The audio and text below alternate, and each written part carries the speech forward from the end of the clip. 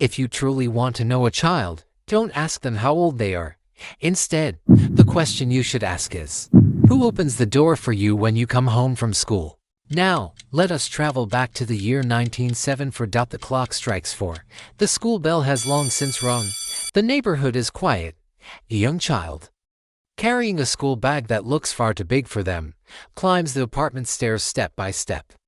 They jumble through their pocket and pull out a key. There is no one there to open the door. The house is silent. The kitchen is empty. There is no one to ask, "How was your day? How are you doing?"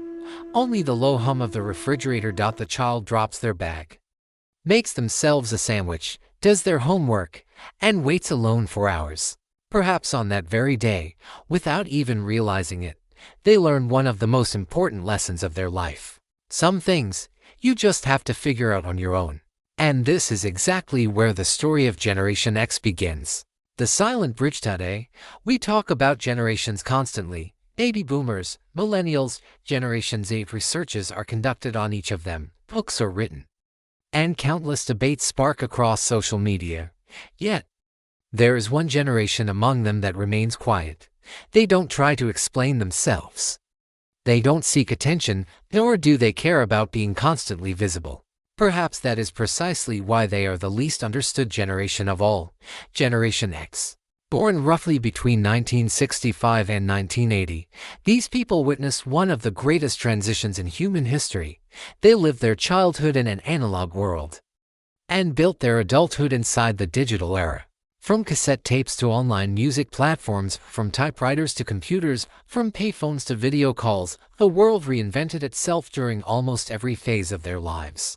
But what set them apart from other generations wasn't technology. It was their childhood. Generation X is often described as strong people. They stand on their own 2 feet. They don't give up easily. They don't want to be a burden to anyone.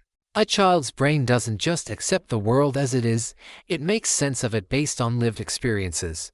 If a child finds a reliable adult by their side whenever they need help, their mind silently forms a belief, when I need help, someone will come. But a child who experiences the exact opposite, over and over again, draws a completely different conclusion. No one might come. I'd better learn to solve this on my own. Even as the years pass, that sentence never truly fades. It only changes shape. This is why so many Generation X adults find it incredibly difficult to ask for help. They try to battle their problems entirely on their own, because that was the method they learned. As a child, in the early 1980s, millions of children spent their after-school hours home alone. Today, there is a specific term used for them: latchkey kids. The children who carried the house key in their pockets. They were the ones who opened the door first, the ones who prepared their own food, and did their own homework, and dealt with their own problems. This experience gave many of them a sense of responsibility at a very young age. They learned to stay calm in times of crisis. They learned to find solutions in unexpected situations. They didn't panic easily, but every achievement carried an invisible price. Because when you walk alone for years, you can easily forget how to say that you are tired. Many members of Generation X are exceptionally good at solving other people's problems. If a friend asks for help, they are the first to show up. If a crisis arises in the family, they quietly shoulder the responsibility. If there's trouble at work, they step up to find a solution. But when it's their turn, they usually go silent. Because asking for support was not a behavior they practiced in childhood. There is an invisible script running in their minds for decades. Solve it yourself first. Perhaps that is why they look so resilient from the outside. Yet, this strength was not easily won. Sometimes, it is simply a quiet defense mechanism built over the years by a child who grew up alone. Offensive pessimism and privacy. Understanding Generation X is difficult, not just because they grew up in solitude, but because the world they grew up in was constantly shifting. Just as they were learning to trust the future, the world showed them something entirely different. That hard work isn't always rewarded, that loyalty isn't always reciprocated, and that nothing is as permanent as it seems. As children, they watched their parents get laid off from jobs they had dedicated decades to. They witnessed divorce rates climb. They saw economic crises alter people's lives overnight. They watched political promises crumble. These were seemingly small but deeply scarring experiences. A child's mind learns much more from what adults do than what they say. Over time, a quiet belief formed within Gen X: nothing lasts forever. Perhaps this is why they don't relax easily, even when receiving good news. When they start a new job, it takes time for them to feel secure, even in a healthy relationship. They don't take continuity for granted, because life taught them a harsh lesson early on. Everything can change. From the outside, this might look like cynicism, but psychology calls it defensive pessimism. It's not that a person wants to be unhappy, rather, they anticipate the worst-case scenario to shield themselves from potential disappointment. While this habit helps them remain level-headed during crises, it carries a silent toll. Mentally living through problems that haven't even happened yet can be exhausting. This mindset also shaped their relationship with technology. Many attribute their minimal presence on social media to a lack of technical interest. In reality, it is mostly psychological. Generation X grew up in a world where privacy was the default. When they fell down as a child, the whole school didn't find out. Their first heartbreaks didn't turn into public events open for thousands to comment on. The mistakes they made didn't live on the internet forever. Life was not constantly being recorded. Today, almost every step we take leaves a digital footprint. Photos, videos, locations, comments. Much of Gen X keeps a distance from this lifestyle, because the unspoken rule they learned in childhood was, the less visible you are, the safer you are. Perhaps you've noticed that in a family dinner, a business meeting, or a gathering of friends, the quietest person is often the one who notices the most. This is no coincidence. They learn to read their surroundings with intense care during childhood. An adult's tone of voice, their facial expression, how they close the door sometimes. These subtle cues determine how the entire day would go. When you spend years reading your environment out of necessity, you continue to do so automatically as an adult. They can often sense who is genuine, who is angry, and who is putting on an act long before any words are spoken. But being constantly on guard is exhausting.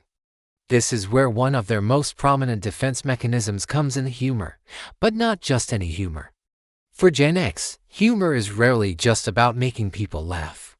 It is about making heavy emotions bearable, turning a painful event into a joke, laughing at themselves, smiling through the hardest times. Sometimes, this isn't denial, it is a way to survive. We see a similar approach in their professional lives.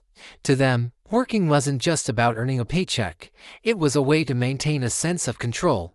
Companies could change, bosses could leave, the economy could tank, but a skill you truly mastered, no one could ever take that away from you. Thus, Gen X invested in competence rather than titles. They learned quietly, improved quietly, and didn't make a grand show of it. They believed that true value came from mastery, not applause. Yet, when you are used to carrying every burden alone, you eventually forget how to recognize your own exhaustion. Perhaps this is the greatest paradox of Generation X. They never tried to look strong. They simply had to be strong. And when you are forced to be strong for too long, you can easily forget that asking for help is not a sign of weakness. We see this in their relationships as well. They might not express their love with grand declarations. They might not say "I love you" every single day. But when you are in need, they are usually the first to knock on your door. For them, love lives in actions, not words. Changing a light bulb at picking you up from the airport, coming to your rescue when your car breaks down, or simply sitting beside you in complete silence. This is how they show they care.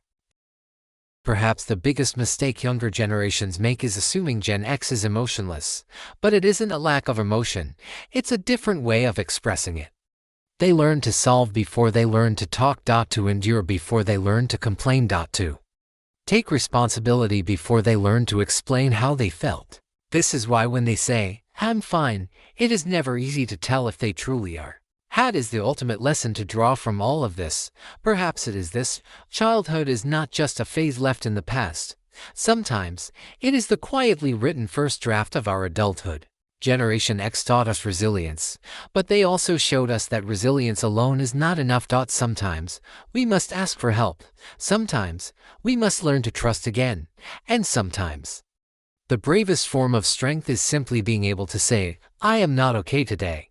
Maybe Gen X's true legacy is not their toughness, but their ability to live with uncertainty. They were the last children of the analog world, and the first adults of the digital one. They learned to research without Google. They built friendships without smartphones. They discovered who they were without social media. Perhaps that is why they still seem so quiet today, because being seen was never their priority. They did not choose to be a bridge, life made them one, an invisible bridge connecting the habits of the old world with the speed of the new, and usually, the value of a bridge is only realized once it is gone. Gen X is precisely like that, rarely talked about, rarely praised, but quietly holding two entirely different worlds together. Because sometimes, to understand why a person appears so strong today, you shouldn't look at how they live now, you must look at who opened the door for them when they came home from school at 8 years old.